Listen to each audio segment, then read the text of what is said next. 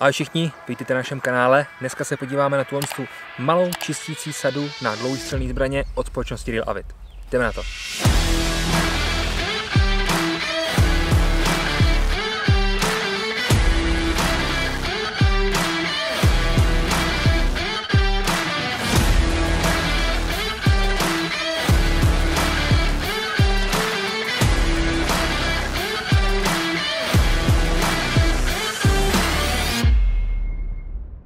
Takováhle malá pěkná krabička, která je tvrzená, to znamená, není to žádný bláto, nemusíte se bát, že když vám to spadne, tak hned s tím začne trpět ten obsah.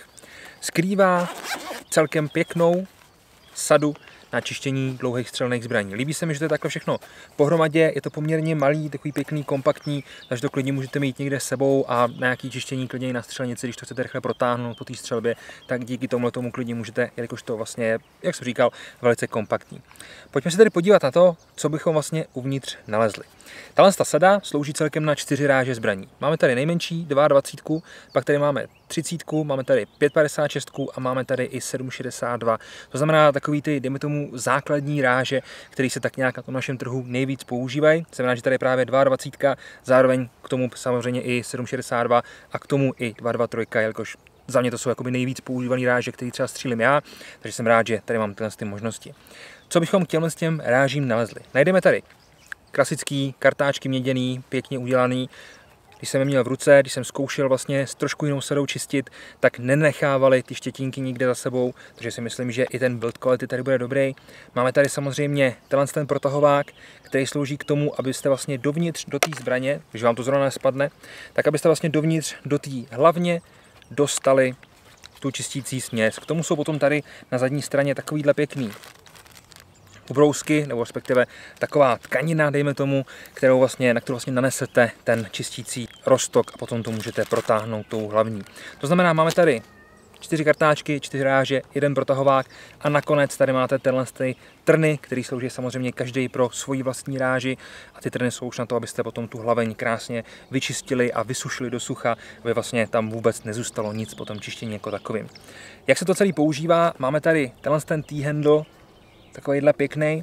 No a máme tady celkem 7 kovových tyčinek, dohromady to dá délku nějakých 35 palců, což si myslím, že je úplně dostačující pro čištění těch našich dlouhých zbraní. Můžeme se klidně ukázat, složit pěkně dohromady.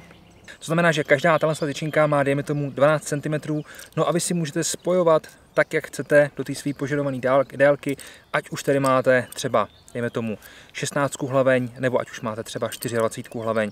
Úplně v pohodě si to takhle na sebe naspojujete. Co je důležitý, tak ta první tyčinka v řadě má ten rotační uložení a je to vlastně kvůli tomu, aby když vy si tam do toho dáte potom to téčko, tak aby to fungovalo tak, jak má, protože ten kartáček v okamžiku, kdy je tou hlavní, tak samozřejmě rotuje podle toho vývrtu a vy, když to budete protahovat, tak potřebujete zatlačit, aby se to točilo tak, jak má, takže tady máme vlastně to uložení, který je rotačně nezávislý.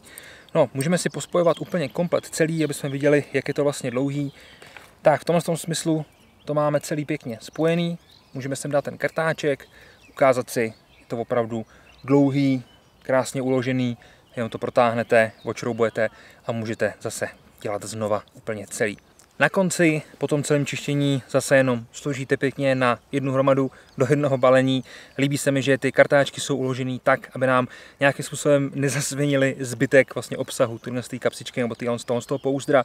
Takže jsou v takovémhle pěkným uložení, který je hezký, gumový, dá se rychle a dobře vyčistit. Je to samozřejmě odolný vůči jakýmkoliv těm rozpouštědlům, který my na svoje zbraně používáme. Kdyby vás zaujalo tohle pouzdro, podívejte se na něj, odkaz najdete dole v popisku tohle videa. No a já se s vámi pro dnešek loučím. Díky moc, mějte se krásně, tohle to byla čistící sada od společnosti Real Avid a viděli jste to u nás na kanále Top Army Shopu. Měli příště, ahoj.